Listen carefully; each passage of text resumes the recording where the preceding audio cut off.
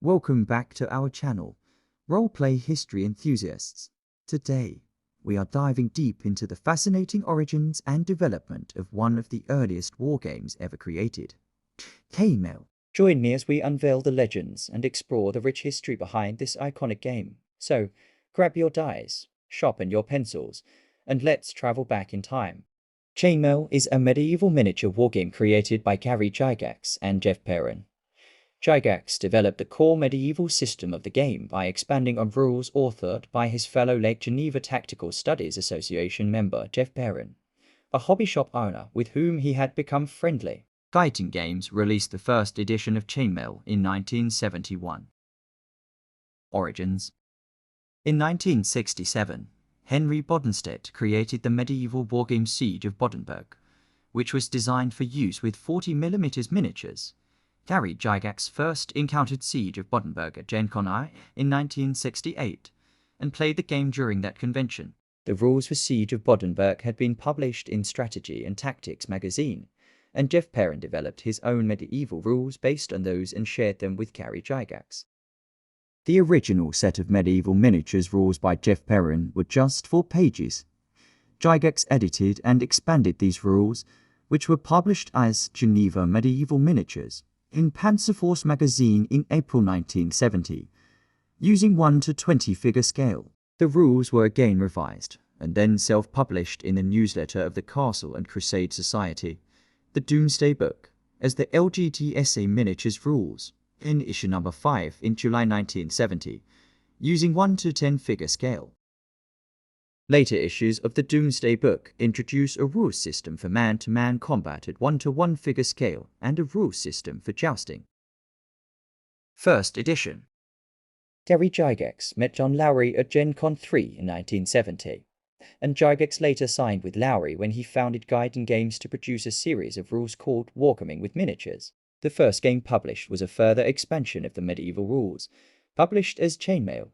Guiding Games released the first edition of Chainmail in 1971 as its first miniature wargame and one of its 3 debut products.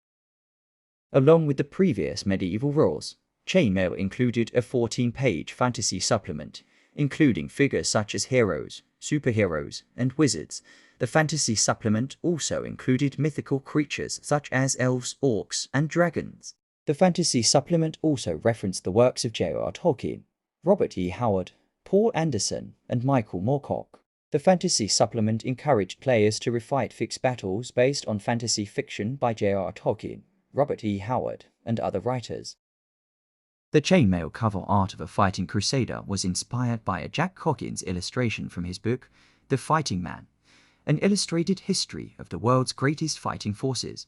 Both Perrin and Gygax swiped Coggins' artwork to illustrate their preliminary articles. Chainmail art appeared in Panzerfaust's Doomsday Book.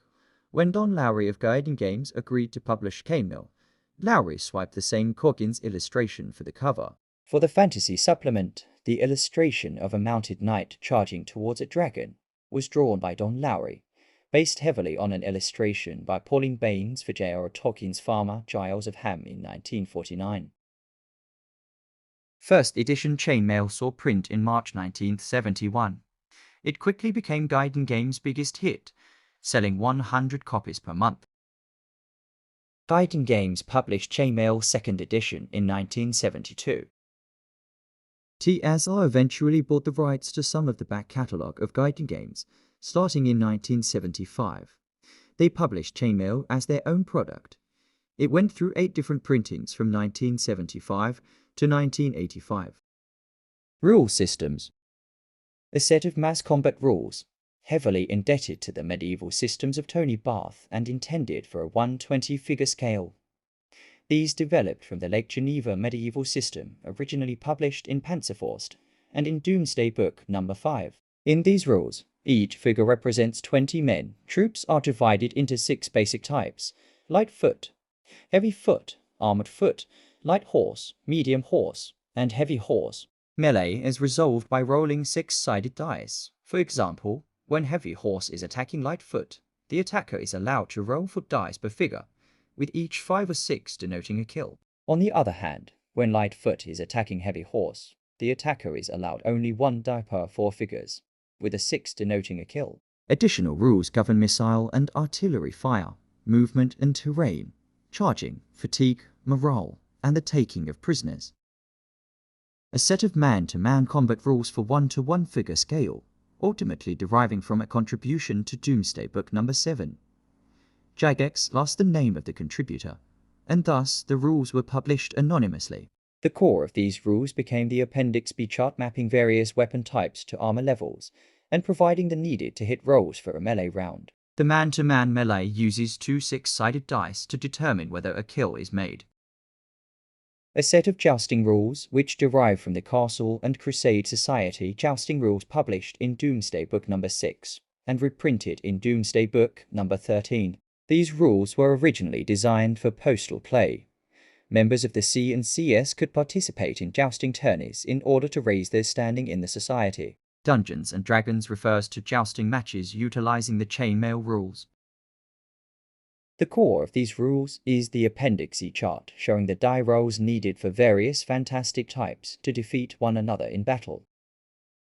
The first edition Chainmail Fantasy Supplement added such concepts as elementals, magic swords, and several spells including Fireball and Lightning Bolt. Borrowing a concept from Tony Barth, some figure types may make saving throws to resist spell effects. A stronger wizard can cancel the spell of a weaker wizard by rolling a 7 or higher with 2 6-sided dice.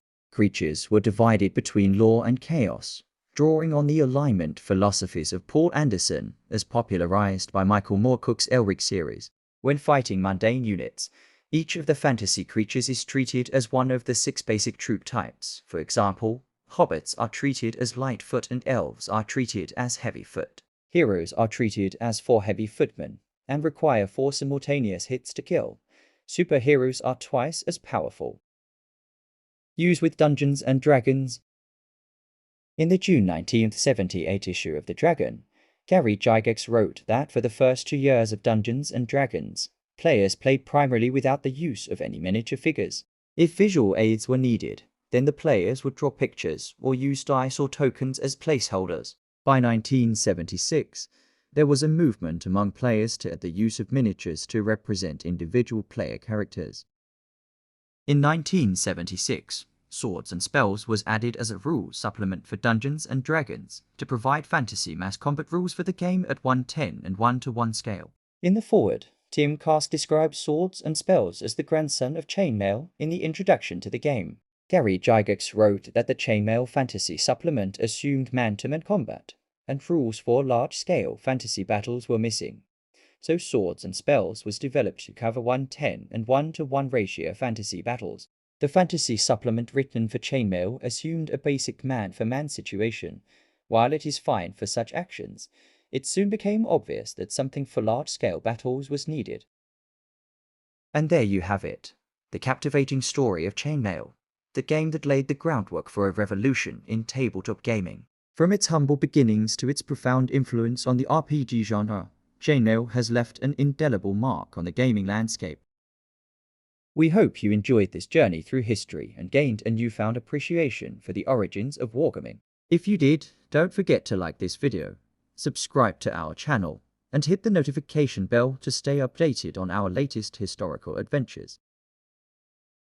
Thank you for joining us today. Until next time, keep rolling those dice and embracing the magic of gaming's past.